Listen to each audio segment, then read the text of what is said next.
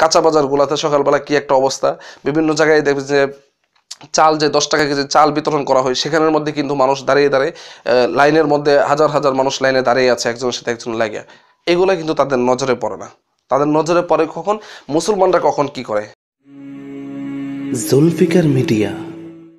সকলের সুস্থতা কামনা করে শুরু করছি জুলফিকার মিডিয়ার আজকের এই ভিডিও। আজকে আলোচনা করব আমাদের সকলের পরিচিত এবং সকলের শ্রদ্ধাভাজন আল্লামা জুবায়ের আহমদ আনসারী সাহেবের জানাজা নিয়ে। আপনারা জানেন গত শুক্রবার উনি ইন্তেকাল করেছেন এবং শনিবারে তার জানাজার ব্যবস্থা করা হয় তার নিজের মাদ্রাসা বেড়তলায়। সেখানের মধ্যে লক্ষ লক্ষ মানুষ তার জানাজার মধ্যে অংশগ্রহণ করেছে, যেটা সামাজিক মাধ্যমের মধ্যে ছড়িয়েছে।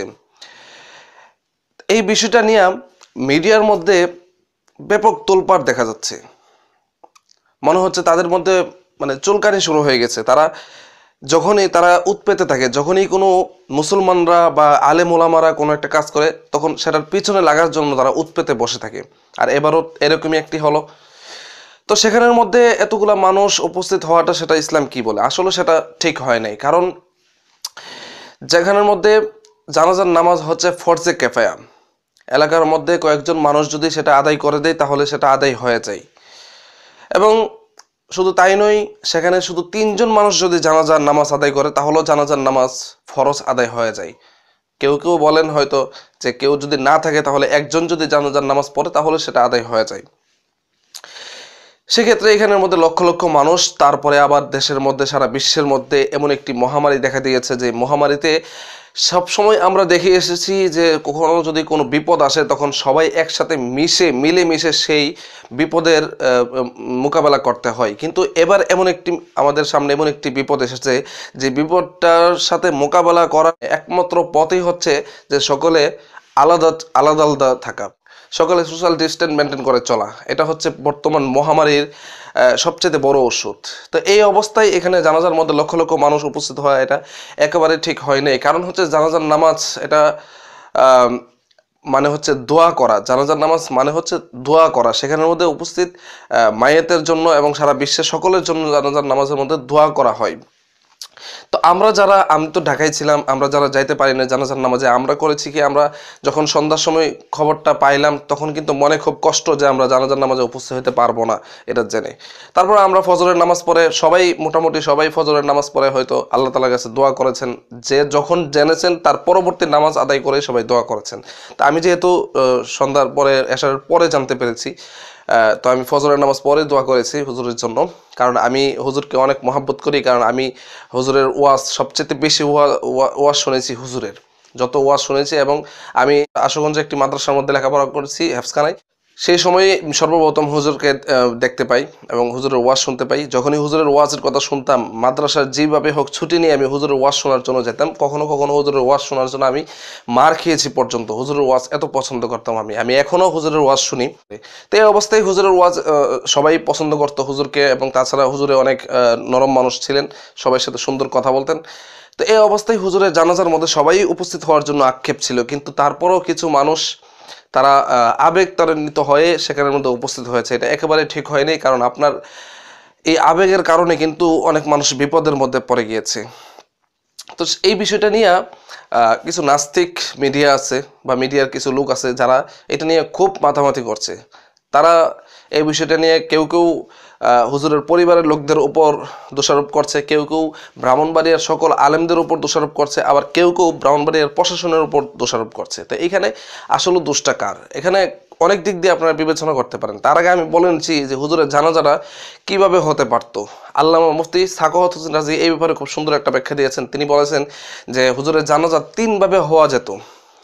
3 ধরনের যে কোনো এক ধরনের হুজুরের জানাজা হওয়া যেত। যেমন 1 নম্বর হচ্ছে যখন মারা গিয়েছে তখন রাত্রের বেলায় কাউকে না জানিয়ে গোপনেই হুজুরের জানাজা সম্পন্ন করে দাফনের ব্যবস্থা করা যেত। 2 নম্বর হচ্ছে যে ব্যবস্থাটা হয়েছে, মোটামুটি কিছু মানুষ উপস্থিত হবে এবং দিনের শুরুতেই হুজুরের জানাজা দেওয়া হবে, যেটা হয়েছে। আর 3 নম্বর হচ্ছে যে আমরা জানি ব্রাহ্মণবাড়িয়াতে যখন বড় আলেম কেউ মারা যায় তখন সাধারণত ব্রাহ্মণবাড়িয়ার কেন্দ্রীয় ঈদগাহ ময়দানের মধ্যে জানাজার নামাজের ব্যবস্থা করা হয়। তখন সেখানের মধ্যে সারা দেশের থেকে মানুষ উপস্থিত হয় এবং সেখানের মধ্যে মানুষ বেশি উপস্থিত হতে পারে, এরকম একটা অবস্থান। তো এরকম এবং সবাই সেখানে উপস্থিত হতে পারে। তো এই তিনটার ব্যবস্থা যে কোনো একটা হওয়া যেত। তখন তার মধ্যে দেখা যাচ্ছে প্রথমটি হয় নাই, 3 নাম্বারটিও হয় নাই, হয়েছে মধ্যবর্তী অবস্থান, অর্থাৎ মধ্যম পন্থা অবলম্বন করেছে। সেখানের মধ্যে সবাই চিন্তা করলো, পরিবারের লোকজন এবং মাদ্রাসার শিক্ষক সবাই চিন্তা করলো যে ব্রাহ্মণবাড়িয়াতে যদি দেওয়া হয় তাহলে পুরো শহরটা বিপদের মধ্যে পড়া যাবে এবং মানুষ আসবেই, বাধা দিয়ে পারা যাবে না। এই জন্য তারা শহরের বাইরে নিয়ে আসলো যেখানে হুজুরের মাদ্রাসা, সেখানের মধ্যে চিন্তা করলো জায়গাটা অনেক বড়, যদি কোনো কারণে মানুষ বেশি হয়ে যায় তাহলেও যাতে মোটামুটি একটু দূরত্ব বজায় রাখা যায়, এই জন্য এখানের মধ্যে ব্যবস্থা করা হয়েছে। এবং শহরের মধ্যে ঘনবসতি হয়, আর এখানের মধ্যে মানুষ যেহেতু কম, সেই দিক দিয়ে একটা সুবিধা আছে, তো এই চিন্তা করে দেওয়া হয়েছে। মিডিয়ার লোকরা বলছে যে ব্রাহ্মণবাড়িয়ার বাহিরের লোকও নাকি, সেখানের মধ্যে অন্য অন্য ডিস্ট্রিক্টের লোকরাও নাকি জানাজায় অংশগ্রহণ করেছে। তো আমার কথা হলো, ব্রাহ্মণবাড়িয়ার বাহিরের অন্য ডিস্ট্রিক্টের লোক তারা কিভাবে ব্রাহ্মণবাড়িয়ায় ঢুকে? আপনারা চিন্তা করেন যে এদিক দিয়ে হচ্ছে আশুগঞ্জের দিক দিয়ে ব্রাহ্মণবাড়িয়ায় ঢোকার রাস্তা, তো সেখানের মধ্যে ভৈরব, কিশোরগঞ্জ, এরপর নরসিংদী, এই সমস্ত এলাকার মানুষ কিভাবে ব্রাহ্মণবাড়িয়ায় ঢুকলো? সেখানের প্রশাসন কি করলো? আপনারা তো শুধু সরাইলের যে ওসি তাকে দোষ দিচ্ছেন, বলছেন সে কন্ট্রোল করতে পারে নাই, সে ব্যর্থ। তা আমি বলতে চাই, আশুগঞ্জের যারা ছিল তারা কি করেছিল? যারা হবিগঞ্জ দিয়ে ঢোকার রাস্তা, ওইখানে যারা দায়িত্বে ছিল তারা কি করেছিল? কুমিল্লা থেকে ঢোকার যে রাস্তা কসবা, ওইখানের মধ্যে তারা কি করেছিল? আপনারা শুধু সব দোষ, মিডিয়ার লোকেরা সব দোষ বা অন্যান্য লোকেরা সবাই সব দোষ গিয়ে সরাইলের ওসির ওপর দিচ্ছেন। তার এখানে কি করার ছিল? সে যখন শুনতে পেয়েছিল হুজুরের ইন্তেকালের খবর, তখন সে রাত্রেই কিন্তু সে নিজের দায়িত্ব পালন করার জন্য, সে যখন সন্দেহ করেছিল যে একটা কিছু হতে পারে, তখন রাত্রেই কিন্তু সে মাদ্রাসায় গিয়েছে এবং সবাইকে বলে এসেছে, এবং সবাই বলেছে যে কোনো রকম কোনো সমস্যা হবে না। তারা মাইকিং করে সকালবেলা সবাইকে জানিয়ে দিয়েছে, এলাকার লোকদেরকে, যে কেউ যেন জানাজায় উপস্থিত না হয়। তো এখানে আর তার কি করার আছে, এবং সে কি বলেছে আমরা চলুন একটু দেখে আসি, তাহলে সহজে বুঝতে পারবো। আসলে গতকালকে হুজুরের মৃত্যুর সংবাদ যখন আমাদের কাছে এসেছে, উনি বেরতলা মাদ্রাসায় ওনার জানাজা হবে বলে শুনে আমি রাত 9:30টার দিকে আমরা বেরতলা মাদ্রাসায় যাই। সেখানে মাদ্রাসার যেসব শিক্ষক মন্ডলী আছেন ওনাদের সাথে আমরা আলোচনা করি। আমরা ওনাদেরকে অনুরোধ করি জানাজা যদি হয় তাহলে মানে স্বল্প সংখ্যক লোক নিয়ে এবং সামাজিক দূরত্ব মেনটেন করে যেন জানাজাটা সম্পন্ন করা হয়। ওনারা আমাদেরকে সে মোতাবেক আশ্বাস করেছেন, বলছেন যে হ্যাঁ এভাবেই হবে, এবং এ ব্যাপারে ওনারা আমাদের সামনে মাইকিংও করেছেন। রাতে ওনারা ঘোষণা দিয়েছেন যে লোকজন যেন না আসে এবং ওনারা জানাজাটা ওইভাবে করবেন। এবং সকালেও আমরা যখন 9:30টার দিকে আমরা সেখানে গেলাম, তখন ওখানে অল্প সংখ্যক লোক ছিল, এবং তখন ওনারা মাইকে ঘোষণা করতেছিলেন যে গ্রামবাসী যেন জানাজায় না আসেন, ওনারা অল্প সংখ্যক লোক নিয়ে জানাজা করবেন। ওনারা দুঃখ প্রকাশ করছেন যেন আপনারা না আসেন। কিন্তু আমরা যে লোকগুলো সেখানে উপস্থিত হয়েছিল, আস্তে আস্তে প্রায় 1-150 লোক হয়ে গেছিল। আমরা এই লোকগুলোকে মাঠে যে সামাজিক দূরত্ব যেটা, সেই দূরত্ব মেনটেন করে দাঁড় করাচ্ছিলাম। এই জানাজা শুরু হওয়ার কিছুক্ষণ আগে হঠাৎ করে আমরা দেখলাম যে চারদিক থেকে স্রোতের মতো লোক এসে ঢুকতেছে। তো তখন তো মানে আমি কিংকর্তব্য বিমূঢ় হয়ে গেলাম, কিরে আমরা এত অনুরোধ করলাম কেউ যেন না আসে, এখন দেখি চারদিক থেকে স্রোতের মতো লোক এসে একেবারে পুরো এলাকাটা ভরে গেল। তখন তো আসলে আমার আর ত্যাগ করার পরিস্থিতি ছিল না, পরিস্থিতি আমার নিয়ন্ত্রণের বাইরে চলে গেল।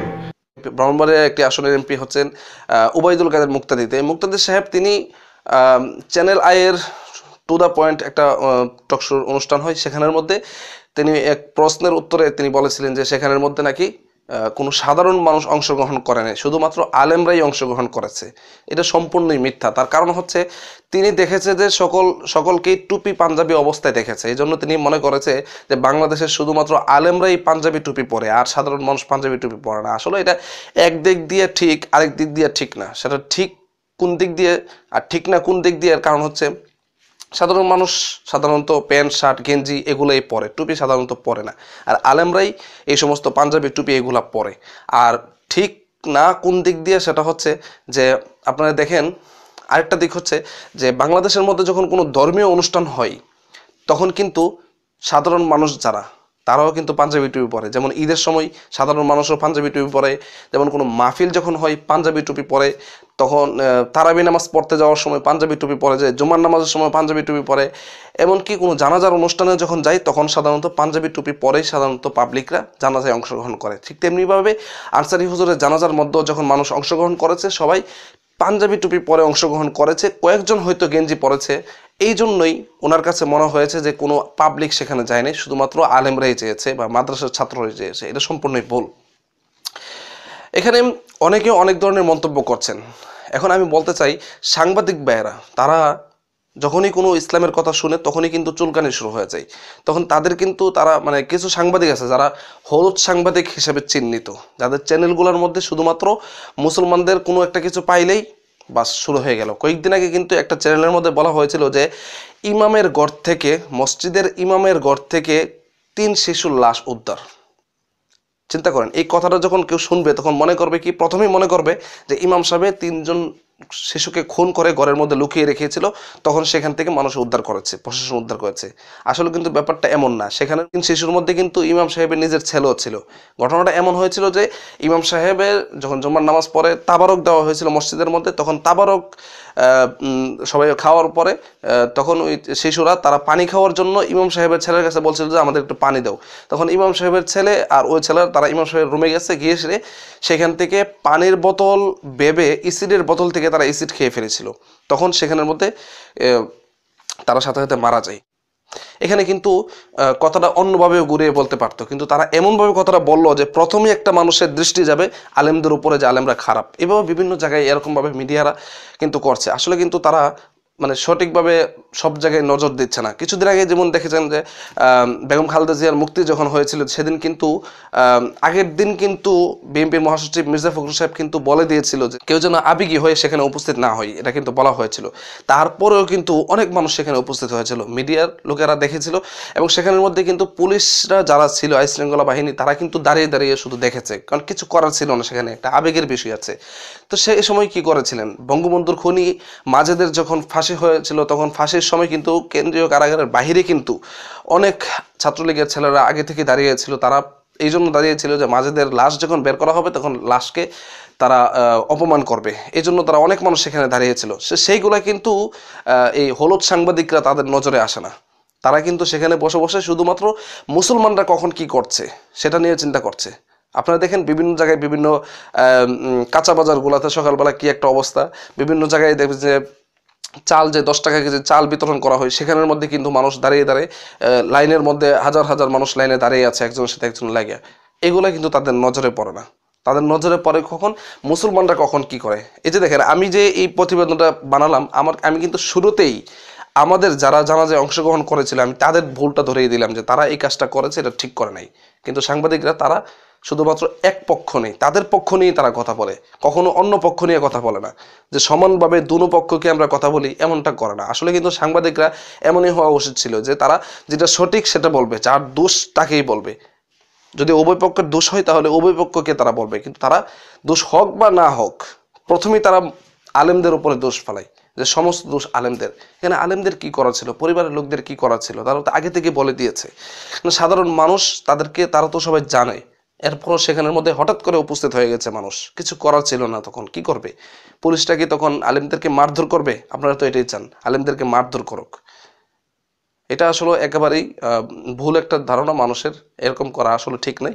তো আপনারা মোটামুটি বুঝতে পেরেছেন যে সেদিন ঘটনাটা কি হয়েছিল। তো আজকের মতো এখানে বিদায়। আসসালামু আলাইকুম ওয়া রাহমাতুল্লাহি ওয়া বারাকাতুহু।